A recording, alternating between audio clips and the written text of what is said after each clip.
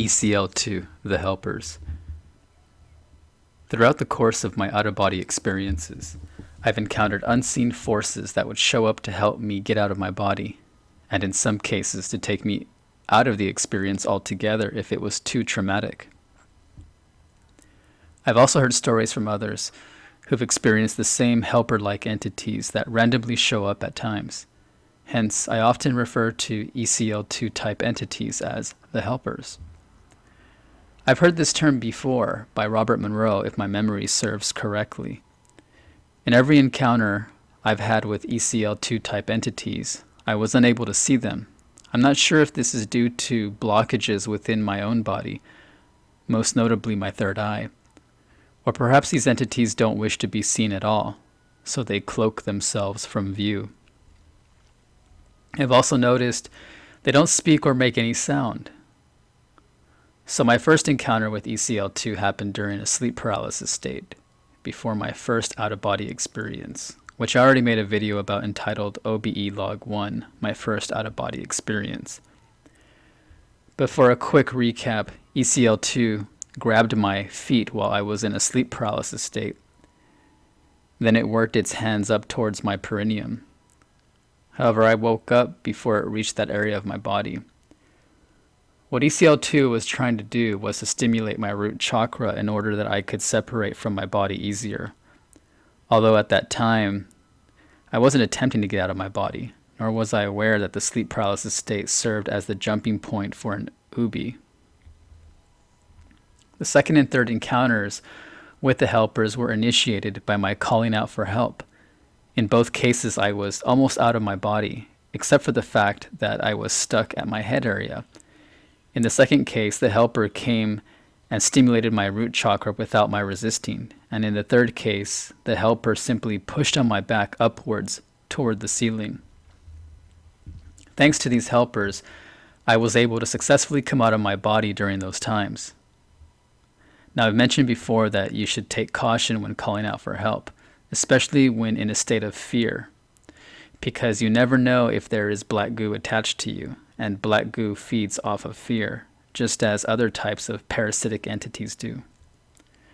However, in both cases when I called out for help, I was not coming from a place of fear, so I didn't encounter any blowback by calling out for help. I won't lie to you though, there is an inherent risk when calling out for help, even if you have your emotions under control. Any entity can tune into your call and show up, and who knows what intentions it may have.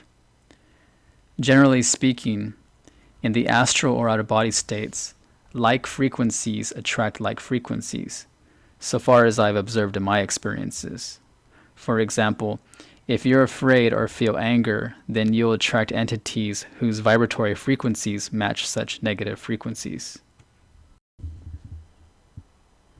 Now I know what some might say, and that is that you shouldn't call for help because you'd be opening yourself up to psychic attack or full-blown possession.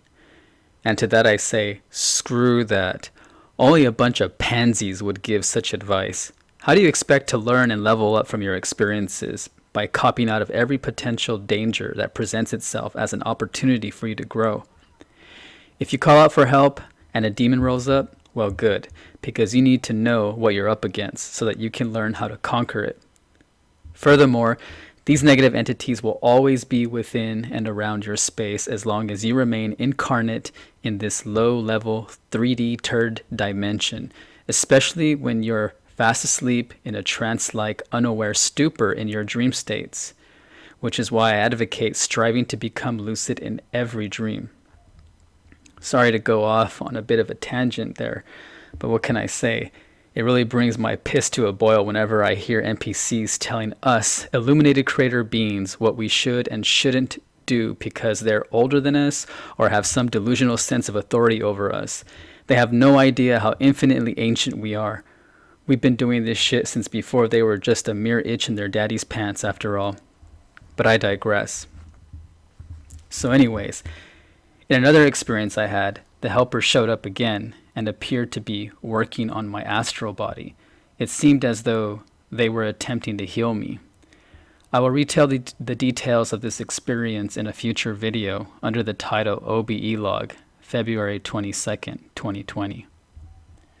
And finally, in another experience I had, which was by far the most real and shocking experience I've had yet, ECL-2 pulled me out of the experience because my body was probably going into shock.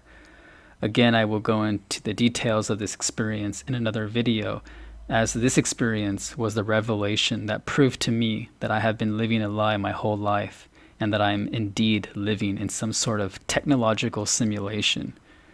But the question remains, who are the helpers? Are they just a bunch of benevolent goody two-shoe entities whose sole purpose are to help out? Or are they members of our soul or galactic families? Or could they even be extensions of our higher selves that appear to lend a hand when the time is needed? Or perhaps a combination of all the aforementioned. Perhaps someday they'll just reveal themselves to me, or better yet, I'll regain the ability to see them again.